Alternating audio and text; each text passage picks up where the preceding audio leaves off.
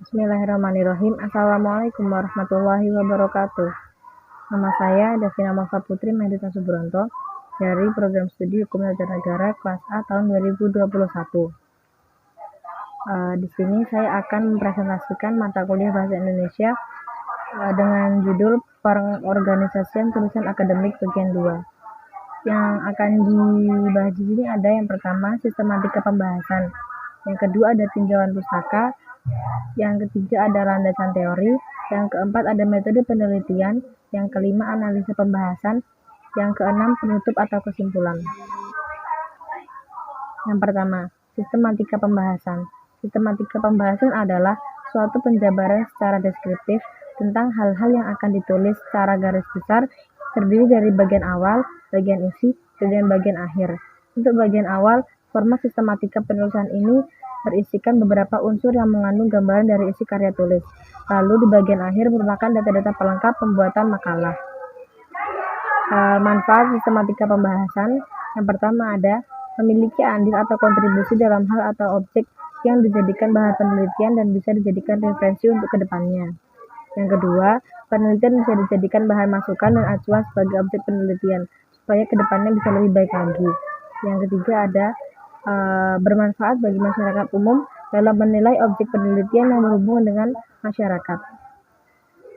Yang kedua ada tinjauan pustaka. Tinjauan pustaka adalah rangkuman atau ringkasan dari penelitian-penelitian sebelumnya tentang topik tertentu, atau ringkasan komprehensif dari penelitian sebelumnya tentang suatu topik. Tinjauan literatur berdasar dari penelitian yang relevan. Tinjauan pustaka harus menyebutkan, menjelaskan, merangkum, mengevaluasi secara objektif, dan memperjelas penelitian sebelumnya. Tinjauan pustaka adalah bagian yang menyediakan panduan praktis tentang topik tertentu.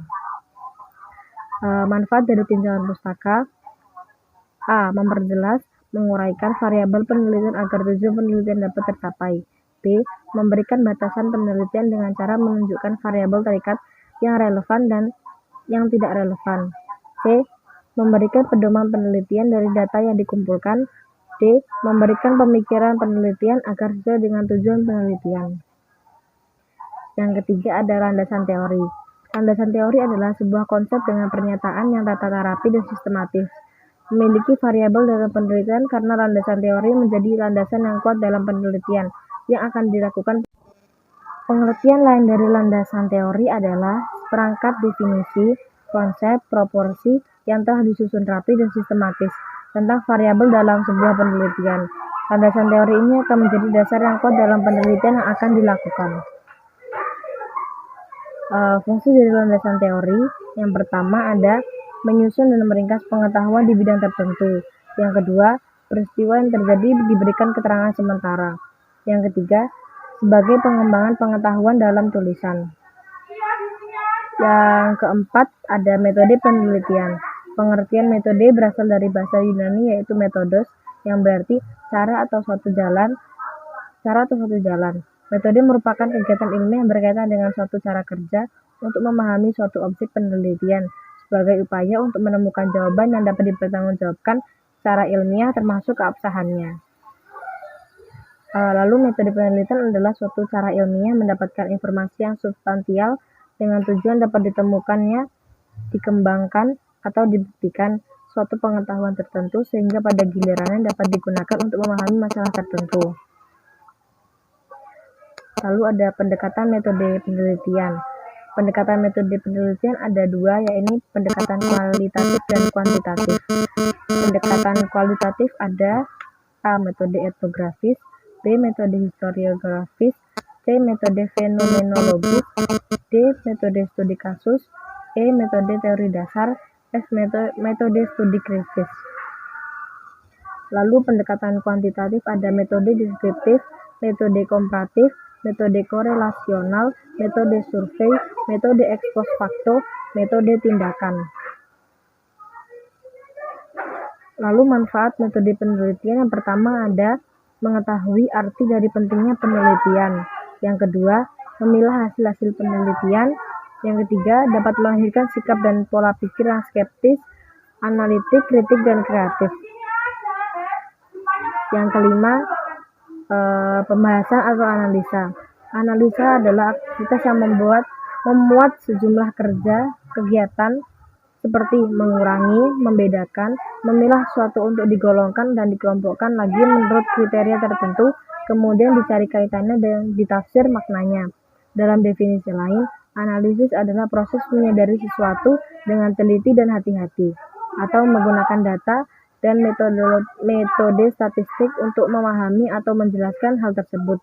Definisi ini merupakan rumusan umum tentang analisis.